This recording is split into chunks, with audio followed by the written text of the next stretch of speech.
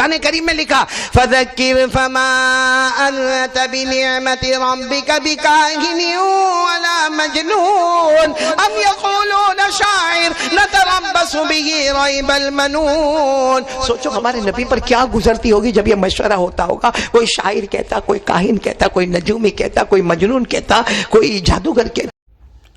دوستو آپ کا خیر مقدم ہے ہمارے channel A B Ahmed Ali reaction پر. آج ہم آپ حضرات کے سامنے لے کر حاضر ہوئے ہیں جناب حضرت مولانا قاری احمد صاحب کا بیان, جس کا عنوان ہے قیامت کا ہولناک منظر. دوستو بہت ہی اچھا بیان ہے, ایک مرتبہ اس بیان کو ضرور سماعت فرمائیں, انشاءاللہ بہت زیادہ فائدہ ہوگا. چلیے بیان شروع کرتے ہیں. پیاری بات بتاؤ, حضرت ابراہیم بہت بڑے پیغمبر ہے, بولو ہے نا پیغمبر, بہت اولو العزم پیغمبر ہے. لیکن معلوم ہے صحابہ کرام پوری رات روئے ہیں جب یہ پتا چلا کہ قیامت آئے گی نا. ارے ہاں بولو نا, قیامت آئے گی نا. آواز نہیں آ رہی, پورا مجمع بولو قیامت آئے گی کہ نہیں آئے گی. اللہ نے فرمایا قیامت آئے گی. یہ سورج ختم, چاند ختم, زمین آسمان ختم, پہاڑ ختم. اللہ نے فرمایا اذا الشمس كورت واذا النجوم انكدرت واذا الجبال سيرت واذا العشار عطلت واذا الوحوش حشرت واذا البحار سجرت واذا النفوس زوجت واذا الموءودة سئلت بأي ذنب قتلت وإذا الصحف نشرت وإذا السماء كشطت وإذا الجحيم سعرت وإذا الجنة أزلفت. قیامت میں عجیب دھماکہ ہوگا. لیکن حدیث میں کیا ہے معلوم, حضرت ابراہیم قیامت میں ایک جگہ پر کھڑے ہوں گے, لمبے چوڑے, ارے بولو لمبے. اس وقت حضرت ابراہیم کو پوچھا جائے گا قیامت میں آپ کی امت کہاں ہے, آپ کی امت کہاں ہے.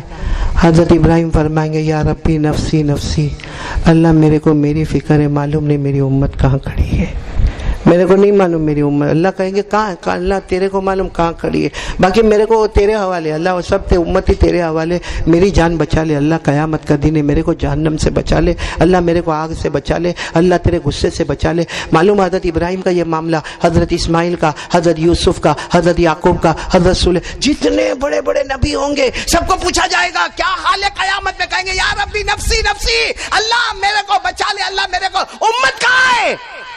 ہم کو نہیں معلوم امت کا ہے, اللہ امت تیرے حوالے. معلوم ہے حضرت عائشہ ایک رات روتے روتے, میرے نبی قیامت میں نبی کہیں ہوں گے, امت کہیں ہوگی, آپ کہاں ہوں گے میرے نبی. سننا ہمارے نبی کا جواب سننا. ہمارے نبی نے فرمایا ہاں سب نبی کہیں ہوں گے, ان کو پتہ بھی نہیں ہوگا ان کی امت کہاں ہوگی. تو کہا میرے نبی آپ کا کیا معاملہ ہوگا. ہمارے نبی کے آنکھوں میں آنسو تھے. فرمایا عائشہ جہاں میری امت ہوگی انہی کے بیچ میں کھڑا رہوں گا, میری امت کے بیچ میں کھڑا رہوں گا, اشارہ کرتا جاؤں گا, اللہ جنت میں داخل کرتا چلا جائے گا. بولو سبحان اللہ. پھر عائشہ نے فرمایا پھر کوئی رہ گیا تو, کوئی رہ گیا تو. ہمارے نبی فرماتے میں پل صراط کے کنارے پر کھڑا رہوں گا. پل صراط, جو پل بال سے زیادہ باریک ہے, تلوار سے زیادہ تیز ہے, جس پہ سے سب کو گزرنا ہے.